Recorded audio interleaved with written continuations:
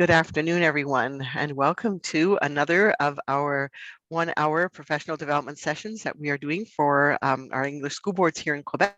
And welcome to those of you that are from outside of Quebec and outside of our school boards. We're always happy to have a broad representation of people joining us.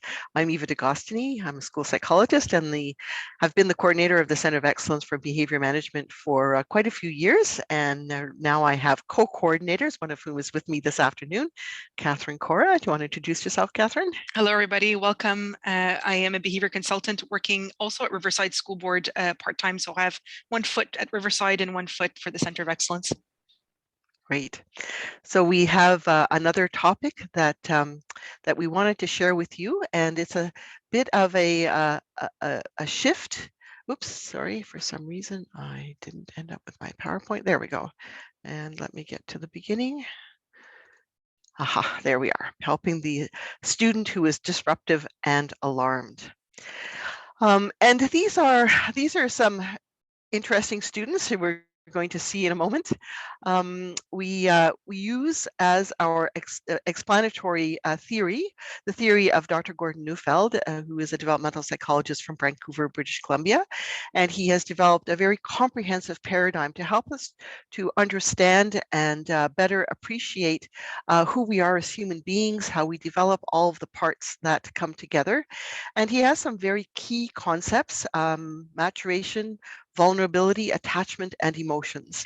And we're going to see them again today. Bottom line is that maturation is a natural process, but it requires softness and vulnerability. And we're going to see today what happens when our system gets overloaded, when we start to feel too vulnerable, and what can happen and how that can affect our maturation and also how it can affect our behavior.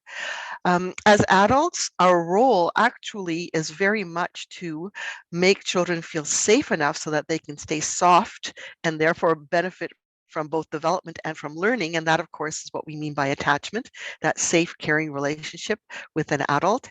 And not forgetting that underneath all of this is a very rich sea of emotions that are there for a very good purpose, but then can sometimes sort of get in the way of some of the things that we need to do, but huge respect for the role of emotions in our journey as human beings.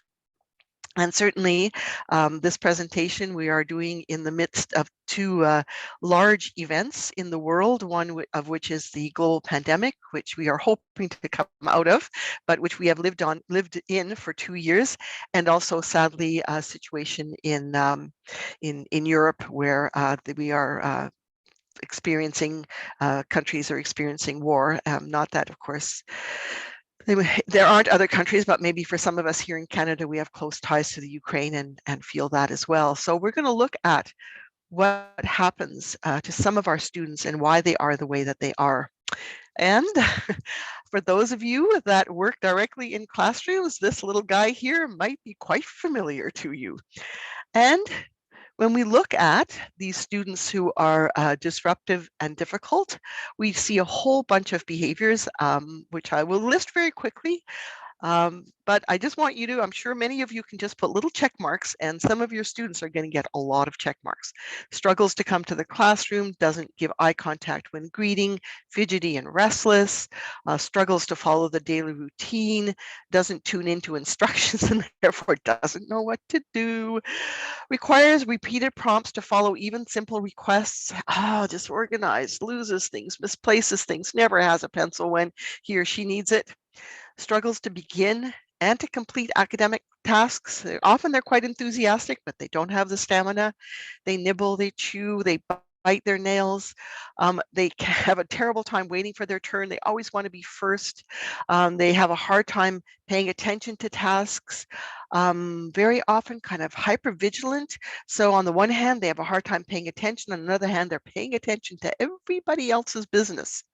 They get tired, get frustrated with multi-step tasks. They do tend sometimes to interrupt, monopolize, want to be the person who says everything. And they often miss the cues of the teacher.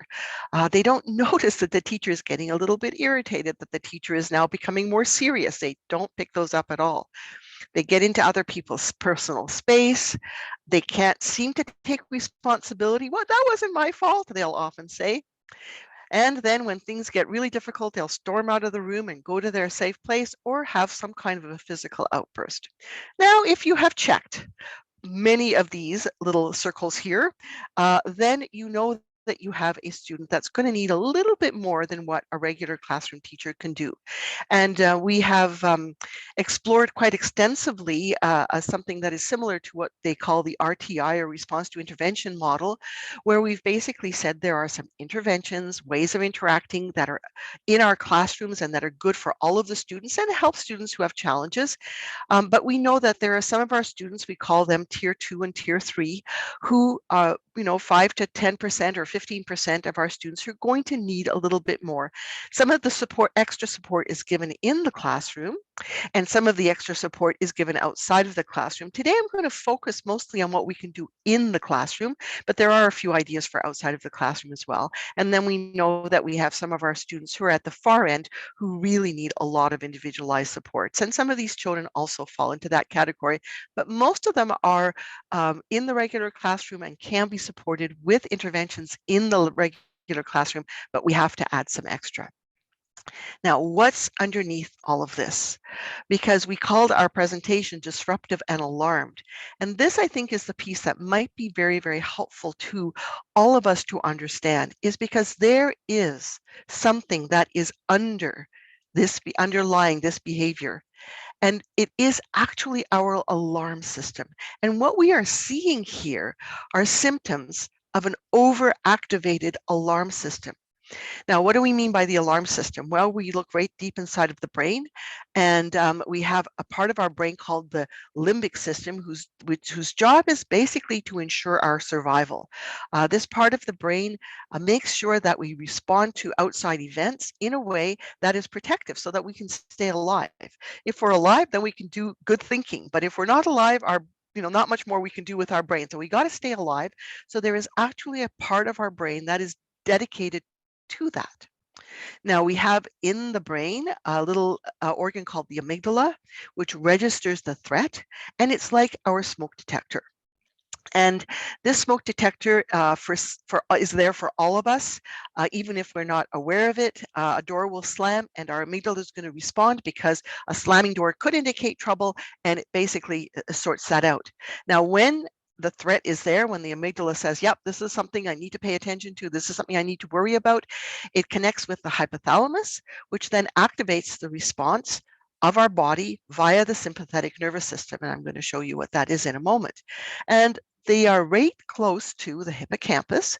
And the hippocampus has a primary job, which is basically to remember what threatens us, but it has a very, very important secondary job, which of course we hope that it will do rather than the primary job, because that is to move what we have learned in our and put into our short-term memory, move that into our long-term memory. And of course, as educators, we're counting on this. The only problem is if the hippocampus is preoccupied with survival, if there's too much alarm going on, then it can't do its other job. And for some of our students, unfortunately, they are so preoccupied with not feeling safe that they actually, that is one of the reasons why they have their memory problems. It's that the hippocampus doesn't have the moment of rest to be able to pass things into the long-term memory. Again, for some of us, as we went through the pandemic, when our own alarm was high, many of you possibly found that you weren't remembering as well. And that was because your hippocampus was preoccupied with something else. So when the sympathetic nervous system gets activated, basically there are certain things that happen. I'm just going to move my, okay. So what happens here? Well, we get adrenaline, cortisol, norepinephrine, growth hormone. These are all biochemicals that increase our ability to respond to our environment. They are the chemicals that all of us need when we want to get out of bed in the morning. They're the things that we have to do when we have to get ourselves out of the house. Our sympathetic nervous system is our system of activation, and these biochemicals, along with some other physiological changes that come with them, like blood vessels constricting and going, and heart rate increasing and breathing increase. So we're taking in more oxygen, we're getting more blood to the muscles so that we can get ourselves going and do what we need to do. And sometimes it has an effect on rest and digest, because when we are really worried about our survival, rest and digest are actually luxuries. Now, what should be happening is these emotions are this sort of emotional reaction, physiological, biochemical reaction should be going up and down. And again, just to bring back to some of the experiences that some of us, that we have all lived in this last little while when we were in a high state of alarm, we didn't have a lot of downtime. And when our system it's overloaded with cortisol and adrenaline, we can actually get quite tired. And so some of these children as well, and we'll see in a moment why they have this overactivated alarm system, but some of them can fatigue very easily because of this overload of chemicals where there isn't some downtime for them. Now we're going to look at an iceberg. And what we're basically saying is that underneath the water, that bottom part of the iceberg, there is this emotional world. We're going to focus today on alarm, but there are other emotions as well that we can focus on. And there is another one, that prime one, that's going to come in here, which is frustration. And the adrenaline, the cortisol, the heart rate, the blood pressure, all of these things are activated when our amygdala says, do something, whatever it is. And we often confuse the words or use the words feelings and emotions as interchangeable, but they're not actually really interchangeable. Emotion is the physiological reaction to a threat. It's nonverbal. We don't even need to recognize or understand it all the time. The reaction will happen. Now, emotion becomes a feeling when it is felt or becomes conscious. And so when feeling comes, when sort of our feelings come to the surface, excuse me, when we're able to say, I'm scared, now the emotion of alarm becomes the feeling of alarm when we can actually recognize it. So we need to remember, though, that emotions are not always felt, but they still exist. Catherine, I just need to know whether the top of my slides are being cut off or not. Can you? I believe they are. I've adjusted the view to be able to fit Okay, it let me. properly. It's here we go. Is that Much better? Okay. Yes. Okay. All right. And I just need to hide my, there we go. All right. Thank you. Yes, I had a feeling they were being cut off. So I wanted very little. Yeah. Yeah. Just want to make sure.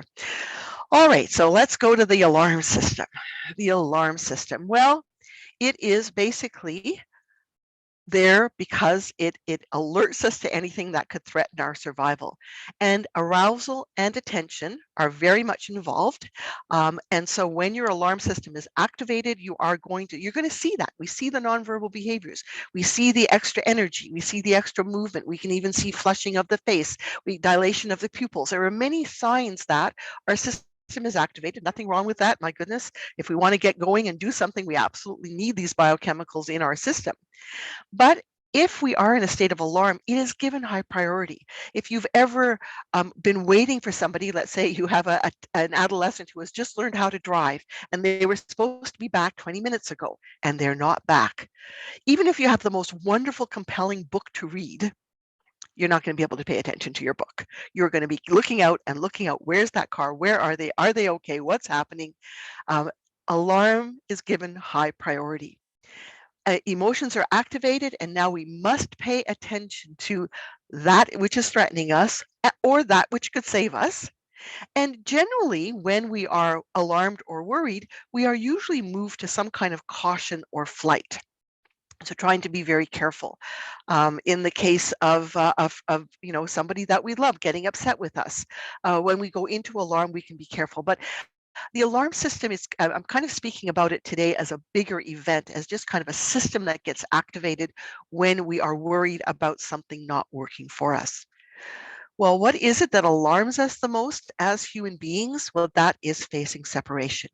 It's not only the experience of separation, because of course that is very hard on us, but the possibility that separation will happen, the possibility, and in the case of the teenager who's coming, we don't know that anything has happened, but what if something were to happen?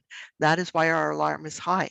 And so it's the lack or the loss of closeness to those to whom we are attached.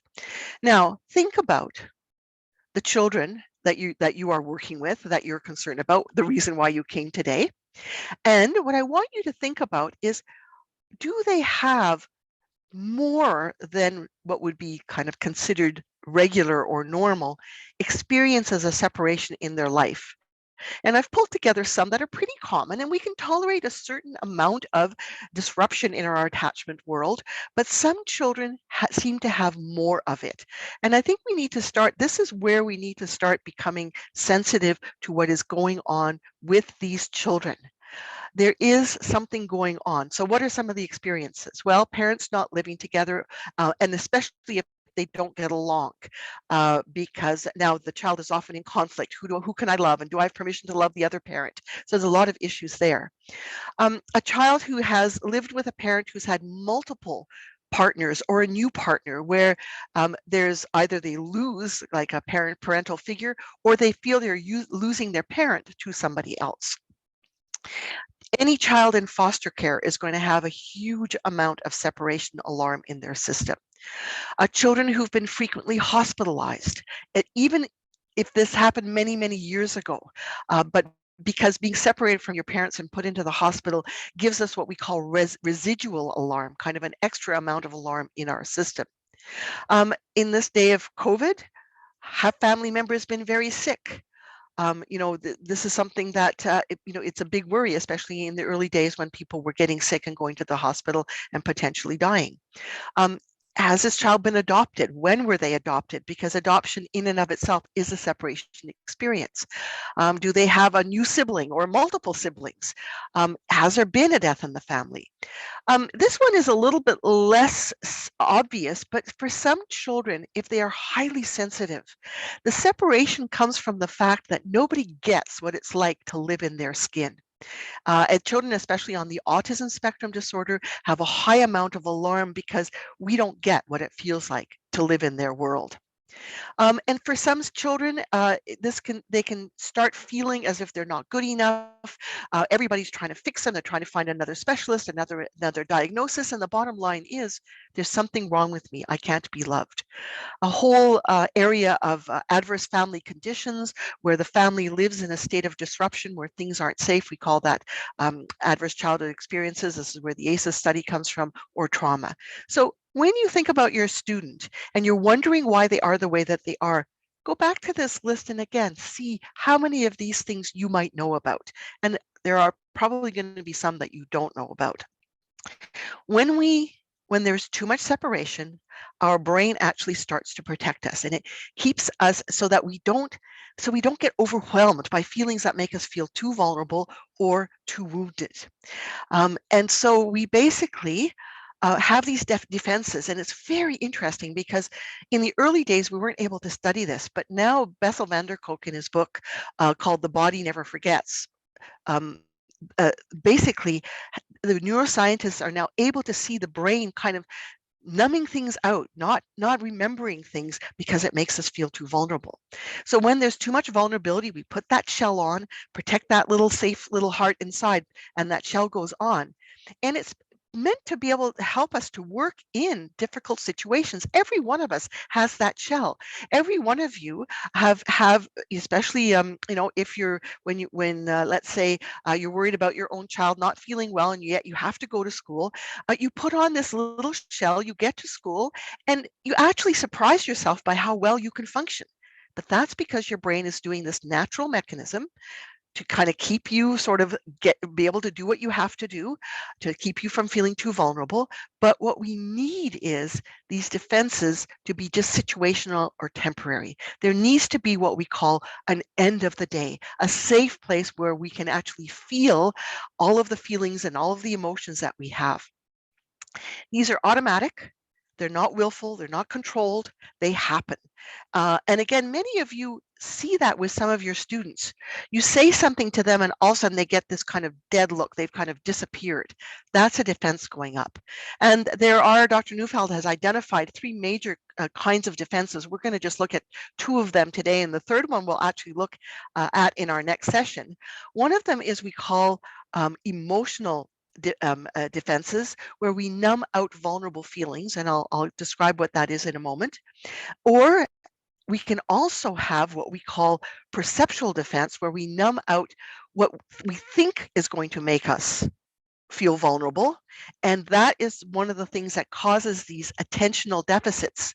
And again, I'll explain that in a moment. And then the third one, and this is when you've really, really lived a very difficult situation, when you feel extremely vulnerable and not protected, it affects the attachment instincts. And this really causes huge problems in how we function in our life. And we'll actually be talking about that in our session next month. So what happens here when we are defending against vulnerable feelings through emotional defense? And we basically numb out vulnerable feelings, which means that we're not aware of these emotions that should move us. If you're in alarm, you should be able to say, I'm scared, and you should move to caution. We worry a lot about our anxious children because our anxious children talk a lot about being scared, about being worried, about being anxious, and they're very, very careful. That's exactly what you want. You want to have some sense of feeling that. But the kids that you're dealing with, you're often going to see they don't talk about being scared.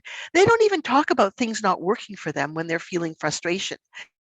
They don't even show their sadness when things, so that they can adapt. When things aren't working for them, they need to be able to adapt. We need to feel our sadness. But what we need to remember is the emotions are still there, but they're not being felt. So that is why you get that agitation. You get the child, the anxious child will go, miss, is it okay? What, and you sense the agitation. So there's an emotion going on. But these kids don't say they're scared or worried or whatever, but the agitation is there. So it's agitation without apprehension. It's as if they're not alarmed, but the chemistry is still there. The adrenaline and the cortisol is still there. Now, when you get to the next level of defending against vulnerable feelings, which I believe many of these children also have, because this is where they really get into trouble, is because the attention is directed away from that which would give rise to vulnerable feelings. We call this defensive blindness. They cannot see trouble coming. These are the kinds of kids that always go and play with the kids who don't want them to play with them. Not that, sometimes we want our kids to be able to play with each other, but a lot of kids right away notice, oh, those kids don't want to play with me, and they go find somebody else. These kids, they walk right into trouble. They have difficulty focusing or concentrating when at risk for vulnerable feelings. And remember, when you are learning something new, it's a very vulnerable feeling.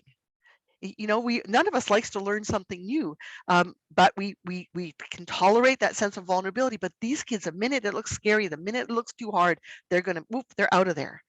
And therefore, they have trouble paying attention to what they need to pay attention to, because their brain is basically saying, oh, don't look there, that's too scary. And again, sometimes, you often will say to a child, just look at it, honey. You did this yesterday. You know how to do this, but they won't even look at it, because their brain is basically saying, I'm scared it's going to be too much. The blindness goes on. They often are blind to rejection. They don't notice that other people don't want them there, and they persist. That's why they invade in other people's space. They are blind to their own shortcomings and failures. They cannot admit to being wrong, because let's face it, if you admit to being wrong, that makes you vulnerable. And these children have a really hard time, because of those defenses, tolerating that vulnerability. Some of them to the point where they cannot even remember that what happened, that perhaps they experienced abuse in a situation. They won't be able to remember it, because that's how much the brain can actually numb things out.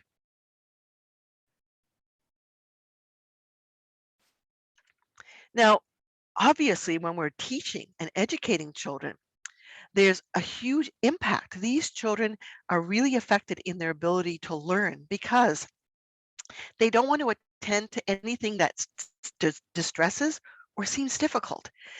As a result, excuse me, don't have a lot of interest or curiosity. Some of our children, when you introduce something new to them, they might be a little bit scared of it, but they're kind of curious at the same time, and that curiosity goes over the feelings of vulnerability. But these kids, because of their defendedness, that doesn't happen for them. So they don't have that extra elan or push of curiosity to get them over the hump of something that is new or difficult. They also do not ask for help very often. Because again, you raise your hand and say, Miss, I need help. Lets everybody else know that you don't know what to do. And that's a vulnerable feeling. They don't want to take risks in learning. They don't want to try new things. They're so afraid because of making a mistake. And as a result, and again, many of you have struggled with this with them because you say to them, just give it a try, honey. You'll see that you can do it. And they don't want to do it. The kid next to them, hears you say, give it a try, honey, and they'll give it a try, and look, miss, I could do it. And these kids don't have that sense of, look, I can do it, because they don't even try it. It's very frustrating. And it filters out the feelings of futility. So now they can't feel their sadness. When you make a mistake, you're supposed to feel sad. They cannot feel sad. And so they don't learn from their mistakes. They don't learn from trial and error. They don't learn from correction, because the minute, if you happen to put an X on their paper, and I know a lot of people don't do that anymore, but if for some reason you've had to put an X on their paper, they won't even look at it. They won't look at the mistake. Whereas a well-functioning child who doesn't have these defenses, when they put an X on the paper, they'll be disappointed, and then they'll look at it and they'll say, tell me what I did wrong. So this has a huge impact. And therefore these children are not as resilient as they should be. It also affects the development of the integrative function, especially the prefrontal cortex. Our prefrontal cortex is essential for us to be able to get through the challenges of life. And when our prefrontal cortex doesn't develop well, we don't have very good problem solving capacity. We don't have the capacity to manage our emotions. We don't have the capacity to regulate ourselves and to be able to realize that other people need a turn. We don't have any ability to reflect upon ourselves. And one of the things that we know through the research, and again, there's lots more research than this, but this is the one that I refer to, where they looked at prefrontal cortex development affected by child abuse, and they found that the prefrontal cortex was less developed in males and females if they had experienced this during their childhood. And with males, it resulted in impulsivity, and with females in emotional regulation. So when the brain is protecting itself, and again, if you see the little icon in the corner, you see that little soft heart. Well, inside of that soft heart is the little plant, the little human being that wants to grow. But when the shell is on, the growing doesn't happen. And when the growing doesn't happen, your brain is not able to bear the fruit of what it is you need to do at certain ages. So many of you have already had the thought, oh, he's just like a preschooler. Oh my goodness, he reminds me of my toddler. If it's a 12-year-old, oh, he's acting like a 6-year-old. And in some respects, you're right. It's not a question of intelligence. It's a question that parts of the brain that should be functioning together are not functioning together. And the neuroscience actually tells us that if there's been too much separation in a child's life, that part of the brain is not growing as well as it should. So just to get back to our little um, characteristics of these kids, basically attention and memory are hijacked by alarm. So they have a hard time retaining information. They can't seem to follow the daily routine because they can't seem to remember it. They lose things all the time. They become exasperated with multi-step tasks because they can't remember what comes next. You need to give them lots of prompts to remember what to do. So that's where the memory is hijacked. Um, they they don't they pay attention to what alarms, which means that's why they're hyper vigilant and always busy in everybody else's business, but not paying attention to what they need. They also don't look at what alarms, so that's why they can't pay attention necessarily to tasks they think are going to be difficult, to follow requests that they think they might not be able to do, to tune into instructions because their brain says, oh, that's going to be too hard, you're never going to remember. They don't start academic tasks, or if they start them, then they get discouraged because they don't think they can complete them. So the brain is basically giving this mixed message of pay attention to some stuff, but don't pay attention to other stuff, and they're kind of bouncing all over the place. They really cannot look at what alarms. They can't look at at what they did wrong. Therefore, they can't take responsibility. And that really, especially with a 9 or a 10 or an 11-year-old, really gets us upset. But honey, don't you realize what you did? Don't you realize that that would be upsetting to him? That wasn't my fault. Very irritating for us. They interrupt. They can't read the social cues, especially from the teacher or from other children. That's why they invade personal space. They don't give eye contact. They struggle to get into the classroom because they just don't want to look at anything that could be alarming. And they also then end up with certain kinds of behaviors, the alarm, they chew on things, they fidget, they're hypervigilant, they struggle to wait their turn, they can't even come into the classroom sometime. And then when frustration, which is a kind of a parallel emotion that comes along with alarm, they do have their physical outbursts or they storm out of the room and they run and hide. Because remember, they've got this system that is full of adrenaline and cortisol, and it's kind of propelling them all the time. And then they have the immaturity that comes from the lack of development of the prefrontal cortex. And now they have difficulty with multi-step tasks. They can't think about what they did wrong. They can only think about what the other person did wrong. They can't take their turn, et cetera, because this prefrontal cortex is meant to help manage our emotions, and they're delayed in that. What we end up having here is really kind of a vicious circle. It starts with, and again, things happen in families. We're not blaming the families, but things happen in families where the child experiences more separation than they can tolerate. As a result, they become blind. As a result, they stay less mature.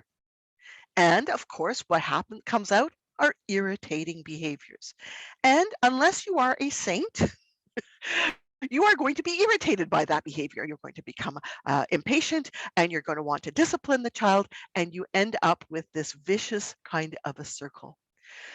So, when we are looking at intervening with these children, when we are looking at what we need to do for them, if we understand that these behaviors are not just bad behaviors that have not been learned properly, but are actually coming from an emotional world, hopefully we can see things a little bit differently.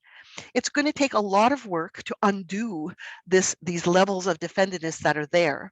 Um, but we can do things to at least make it not worse.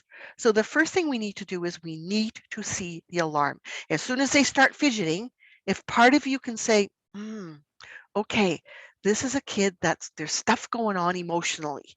You might not know what it is. And trust me, my son had a friend who was highly agitated, highly, difficult. He used to interrupt all the time. He was very impulsive, and so on and so forth. We didn't know where the alarm was coming from because the family looked like the perfect family on the outside. But oh my goodness, about 5 or 6 years later, we found out there was stuff going on inside of that family. No wonder he was alarmed. Many times we don't know where that alarm is coming from, but one of the things we have to do is honor the emotional state of a child.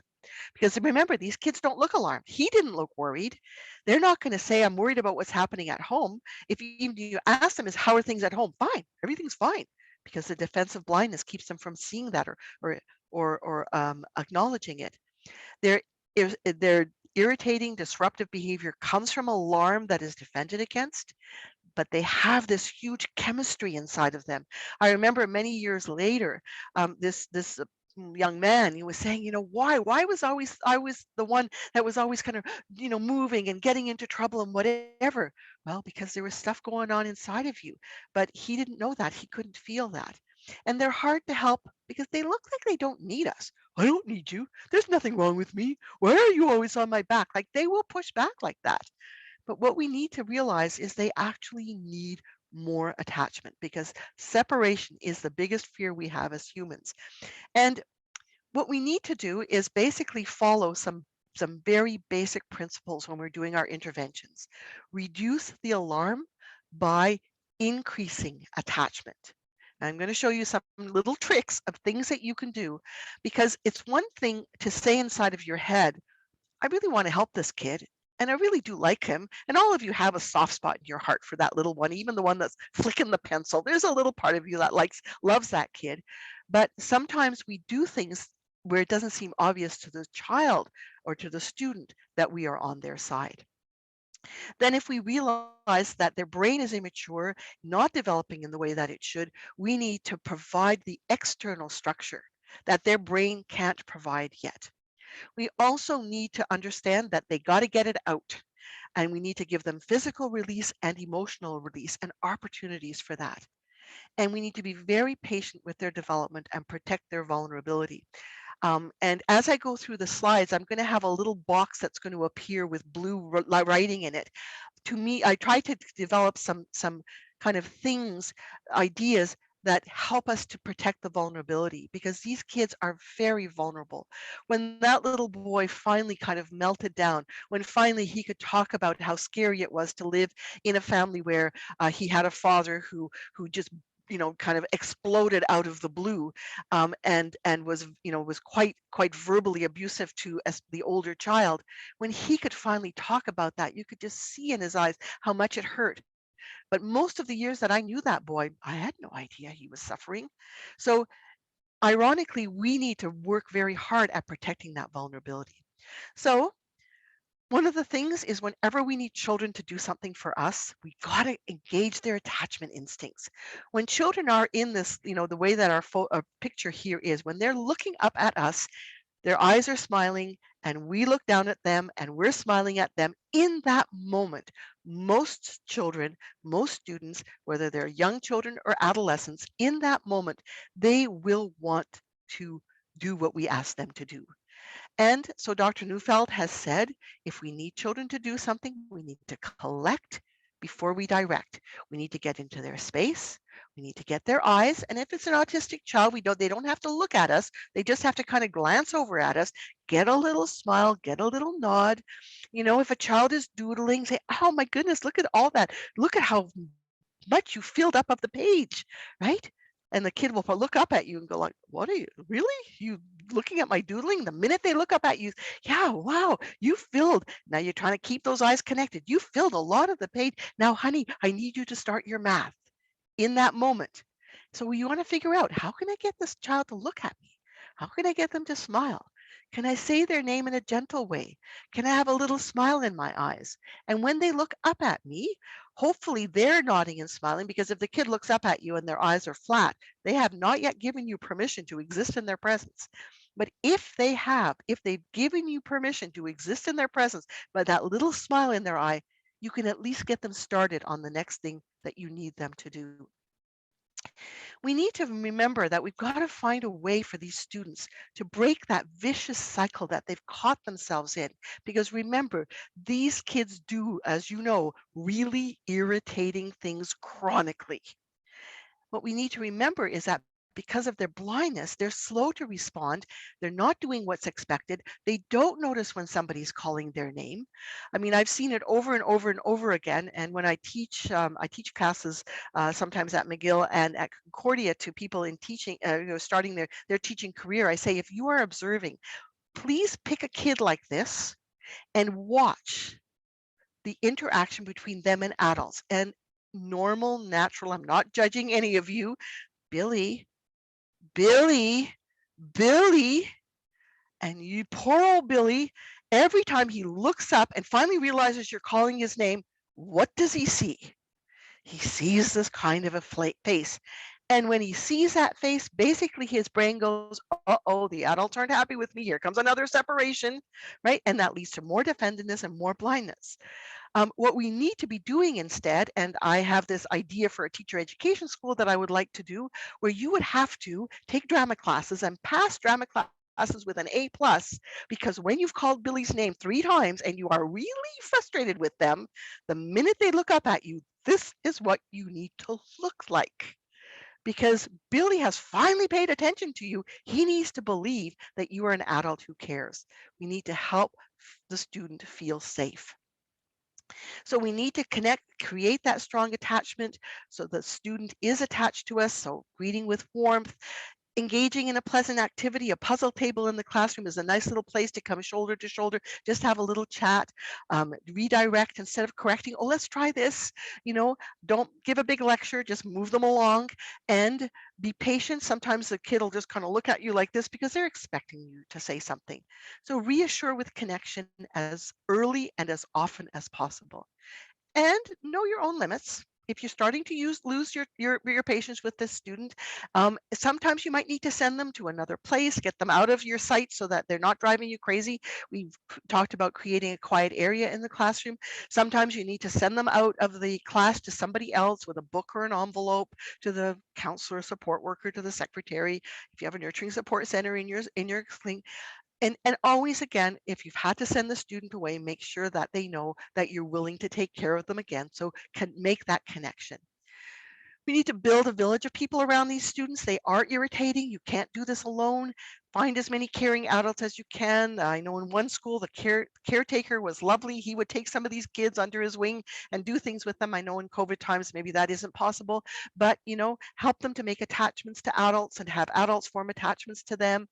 And of course, as well, try and create a positive relationship with the parents with some kind of positive note home, phone call, welcome them warmly, even if there's trouble. And actually, at this point, sending daily evaluations home with the student really doesn't help. And I'll talk about that in a moment. Compensating for their immaturity. These children, because of the way their brain works, constantly need extra organization. It's not because they haven't learned how to do it. It's because they just can't do it. And again, I urge you to remember back to the early days of the pandemic. Most of you probably had a hard time doing the simplest things that you normally did really well. And you usually turn to your spouse or to somebody else in the family, remind me what I'm supposed to do, remind me. Well, these kids just need it. They need routine and structure with extra visual prompts. They need to have things organized. They have very, very messy desks. Let's clean out their desks. Let's keep the minimum in their desk. Make it easy for them to find pencils, work folders, scissors, etc. Have extra ones at hand. I've seen too many children being told it's your responsibility to have a pencil and spending 20 minutes trying to find a pencil. Well, do we want them to find a pencil or do we want them to do their work? Help them with time management. Break tasks into small chunks. If it's a group work, strategically choose the groups, and I know many teachers do that already. Give extra time for organizing assignments and for studying for tests. Some of these kids end up with a mountain of homework at the end of the day. Really, we have to sometimes just make sure we choose the essential. And we want to help them get through their day as successfully as possible. At the end of the day, we got through today, great. We'll see you tomorrow. With seat work, divide it into small chunks. When it wanders, do one step at a time, fold the paper. I remember one little boy completely lost it because someone had given him a whole sheet of math. And the person who was working with him said, what should we have done? I said, you know what? As soon as you saw him looking at the paper like that, fold the paper in half and say, just do that, or just do these ones, just highlight a few of them. Lots of encouragement, support, swing by. Oh, try the next one, try the next one. Prioritize the important work. Accept that some work won't be completed. We should be happy that they just get a feeling of accomplishment and that you value their efforts. Many of these kids are actually working harder than the students who are producing a lot of work because it takes so much effort for them to focus. Give them shorter work periods. You know what? And again, if you're not a classroom teacher, this might not be under your control, but you and the classroom teacher might need to basically say, all right, how much is enough for this student?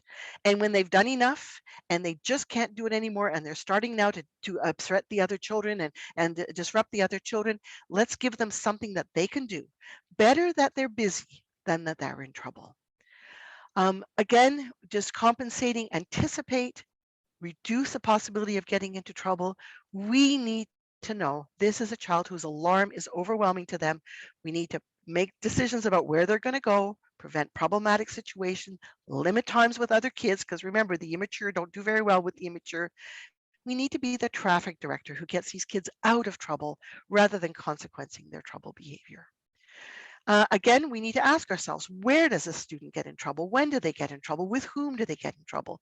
Work together with your school team to say, all right, what can we do differently? What can we do differently at recess? Is there a place for them to get extra supervision or an organized activity?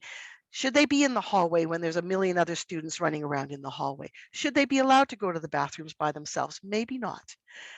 Do we need to do something different at lunchtime, a quieter place? If there's a substitute teacher, should we introduce them to that person, or maybe they even need to go to another place? Take the responsibility to reduce the possibility that the student will get into more trouble. And then remember, all this cortisol and adrenaline, and we need to create an environment that is necessary for their level of functioning. So we need to tolerate movement, allow for pacing and squirming, provide acceptable fidget items in a personal bin. And in a moment, I'm going to show you pictures of all of these, but I'm just going to go through the list.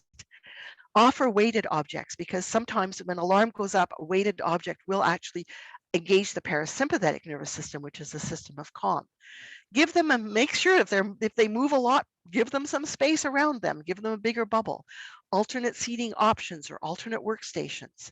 Sometimes they need to have an active corner or get some of that energy out through the kinesthetic hallway, or you give them a job to do. They are the ones that collect the papers, and again, many of you already do that naturally, but for some of them, if to deal with their system, they might actually need a sense of quiet. So we have a quiet corner. And then also just using brain breaks. So let me just go through that again. So fidget items, you know what they are. They're things that the kids, soft things that a child can use. Again, not 100% guaranteed it will work with every child, but for some of them, that's good enough. Some of them need these weighted objects on them. It calms the sympathetic nervous system and allows them to be able to sit still for a while. They have a personal bin, which are activities that they can do that are less demanding, keeps them busy, all like folding paper or or doing some things, and they have a bin with their name on it. Things that they can do to keep them busy so they're not disrupting the other children. Can they use a different seating option? And again, some of that being able to move around in your seat can help deal with that feeling of alarm that's inside of you. Can you stand? Can you sit? Can you sit on the floor? And by the way, again, I was just listening to something about how Finnish schools run, and they allow students to have all sorts of choices of where they sit and what they do to get their work done. So again, many classrooms now have these options.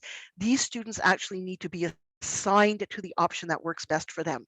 So they get first choice because they need it the most. Some classrooms have created an active corner where they have these little cards that let the student do something active in that space, or they allow the students to actually go out into the hallway. And there's more and more research coming in about these kinds of kinesthetic hallways, and they are very successful in helping children to, when they come back from there, to focus back on what needs to be done in the classroom. And then, of course, we can create quiet corners that is available for everybody, but sometimes you need to say, no, this particular student needs it right after recess, right after lunchtime, and certain times of after 20 minutes and in doing hard work, they need to go there. And it benefits everybody when a student has this place that they can go to. And of course, breaks. Basically, brain breaks help the students to function. Staying on task, attentiveness, energy, and motivation are improved when there are brain breaks. Just a few other things that I want to share with you around ways to decrease alarm. One is we call this bridging. So yes, it's been a difficult day. You made a resolution to yourself that every time Billy looked at you, you would be smiling and you would collect before you directed, and therefore it would work really well. The reality is, after a while, you got tired, he got tired, and it wasn't very good, and you said a few things to him that you wish you hadn't said.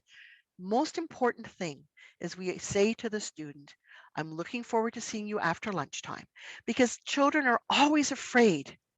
All right, this is it. This is the deal breaker. They're not going to want me back. And if we just say, you know what, looking forward to seeing you after lunch, or we'll try again tomorrow, it makes a huge difference. Many of these children leave our schools, leave our classrooms, and they're so afraid we won't take care of them. If at all possible, we need to reconsider the use of certain tried and true interventions. Again, if you're not a classroom teacher, you won't have much control over this. If you are a classroom teacher, we actually have a whole section called Managing Behavior Without Rewards. We have a recording of that, and I'm going to show you in a moment how you find them.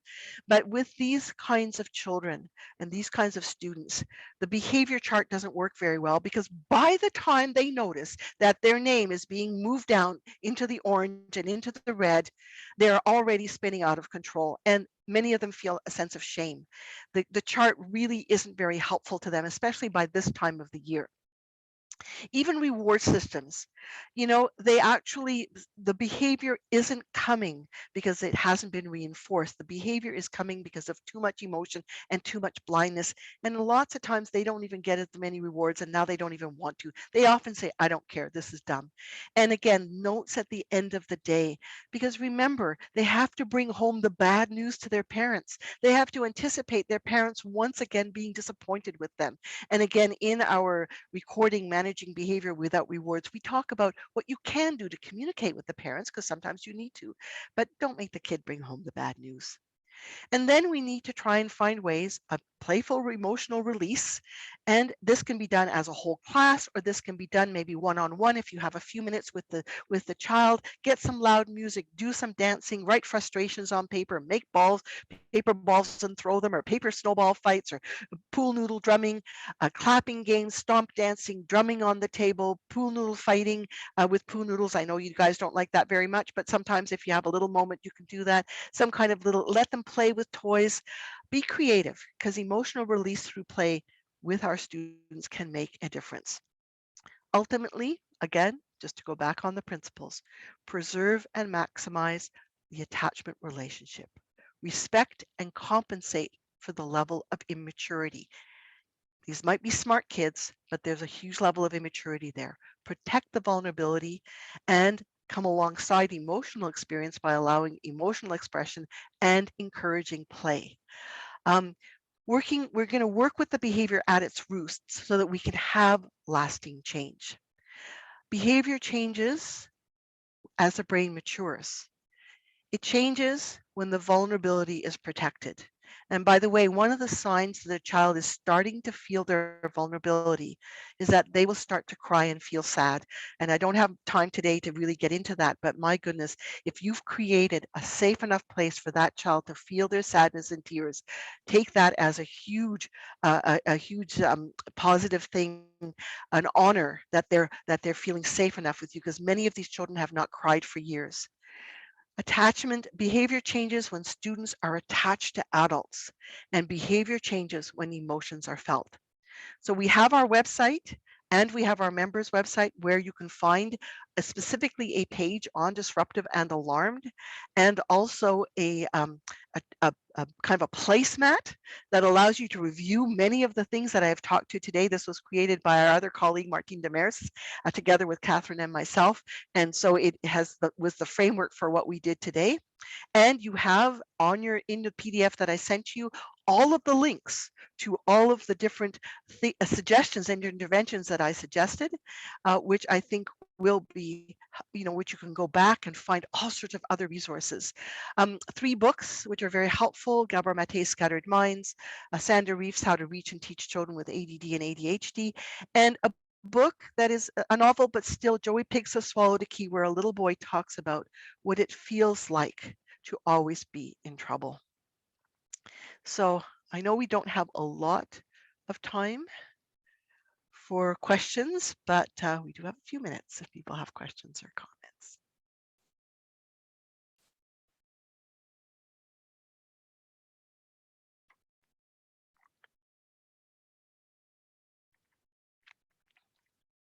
Thanks, Christopher.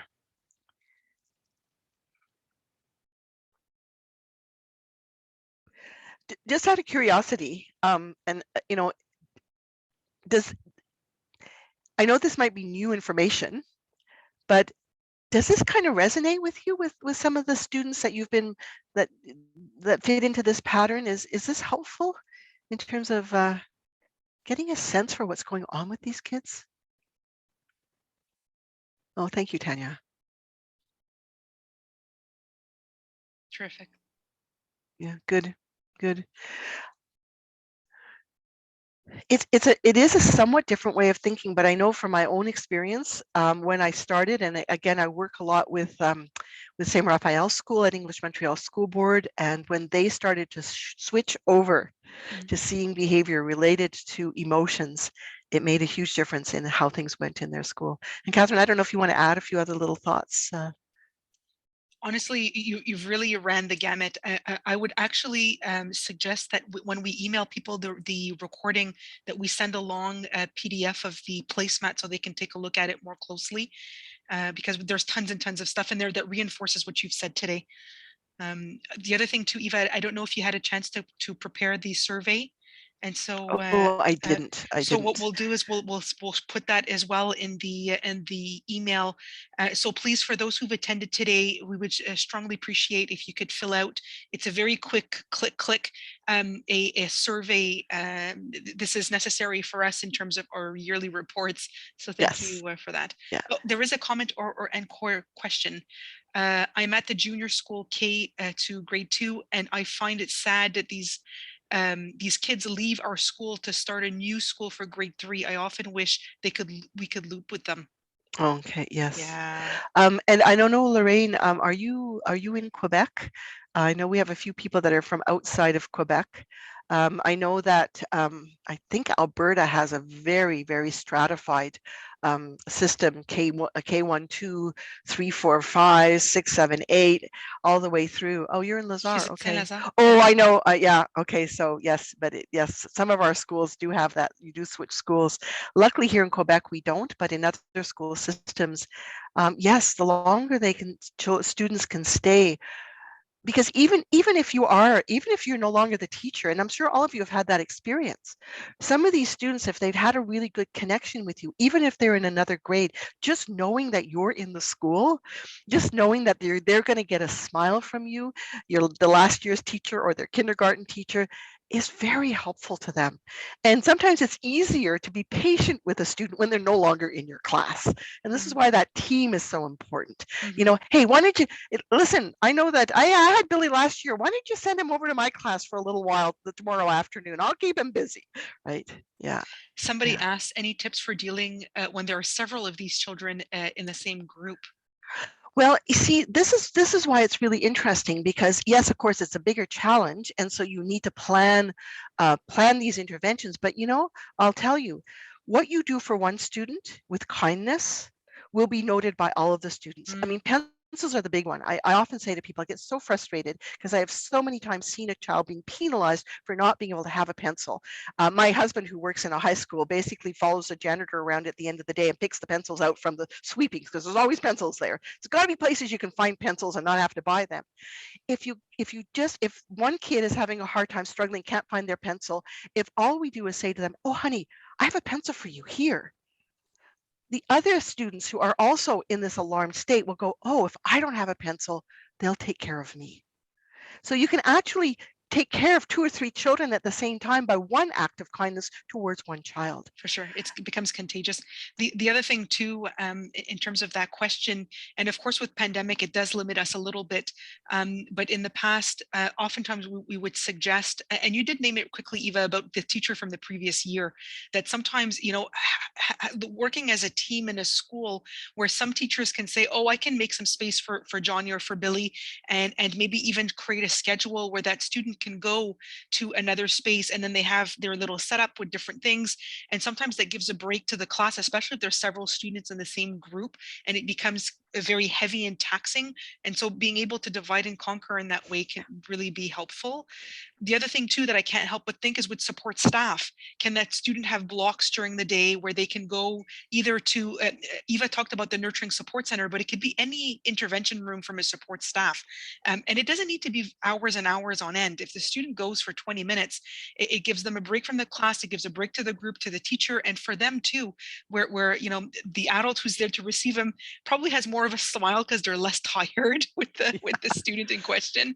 I think you mentioned, Eva, really quickly about having either books to send or having a like a letter or something. It could be to the secretary, where they have we have these things called You've Got Mail, and in that sheet, it's kind of like an activity that the student has to do. We've got it on our website in the member section in the practices. And so that could be sent to the school secretary, to whomever. It needs to be kind of told ahead of time or to be set up. But that could be another way to be able to manage. Because sometimes, you know, sometimes, as I say, you know your limit. you know that you're going to lose it with the student. They're really disrupting. How do I get, and they don't want to leave class, but if you say something like, oh, could you bring this to the secretary, or could you bring this book to the grade 6 teacher, they might be more willing to go. And then when they come back, and I actually, I had a teacher do that, and I said, how did it work? She says, you know what, when that student left, I could get the rest of the students settled, I could get the work done that I needed to. When she came back, I was actually happy to see her.